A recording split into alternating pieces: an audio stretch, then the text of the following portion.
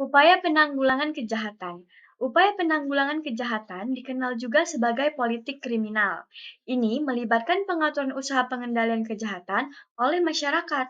Kebijakan ini adalah bagian dari kebijakan sosial yang lebih luas. Pembahasan yang kedua adalah apa sih jalur penal dan non-penal dalam kriminologi? Upaya penanggulangan kejahatan terbagi menjadi jalur penal dan non-penal. Jadi, jalur penal dan non-penal itu adalah upaya penanggulangan kejahatan. Jalur penal represif berfokus pada penindasan setelah kejahatan terjadi. Tetapi jalur non-penal preventif berfokus pada pencegahan sebelum kejahatan terjadi. Sedangkan non-penal itu menangani faktor-faktor kondusif penyebab terjadinya kejahatan. Materi selanjutnya yaitu kebijakan hukum pidana menurut Mulder.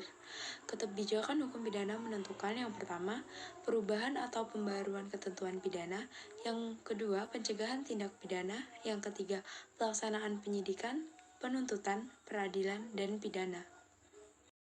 Yang berikutnya yaitu prinsip-prinsip penanggulangan kejahatan. Prinsip-prinsip itu dibagi menjadi dua. Yang pertama, statistik kriminal.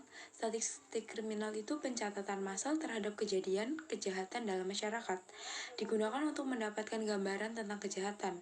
Yang kedua, hygiene kriminal.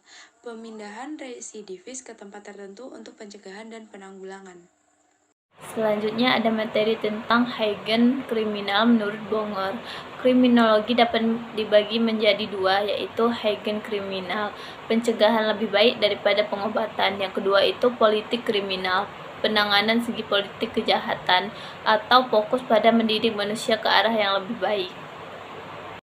Yang selanjutnya ada metode reformasi dan teknis pelaksanaannya. Metode reformasi mekanik dibagi menjadi 4, yaitu memberikan penderitaan kepada pelanggar hukum, yang kedua mengasingkan pelanggar hukum, yang ketiga pembinaan keagamaan, yang keempat mempengaruhi pemikiran untuk mematuhi hukum. Yang selanjutnya adalah metode hubungan kelompok, di mana menyelidiki teknik perlakuan dan diagnosa penjahat, dan juga kepribadian seseorang itu ditentukan oleh situasi lingkungan lebih dari faktor pribadi. Nah, dalam metode ini yang perlu diselidiki itu adalah teknik perlakuan dan juga diagnosa dari para penjahat.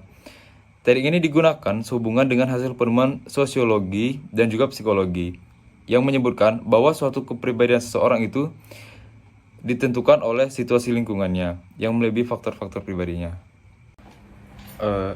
Mengenai penyidikan kejahatan dan juga teknis pelaksanaan itu menggunakan ilmu penyidikan kejahatan atau lebih sering disebut dengan kriminalistik. Kriminalistik ini secara terminologi di kalangan para ahli satu sama lain saling berbeda batasannya. Seperti ada yang mengatakan bahwa kriminalistik ini adalah ilmu pengetahuan untuk menentukan terjadi atau tidaknya kejahatan.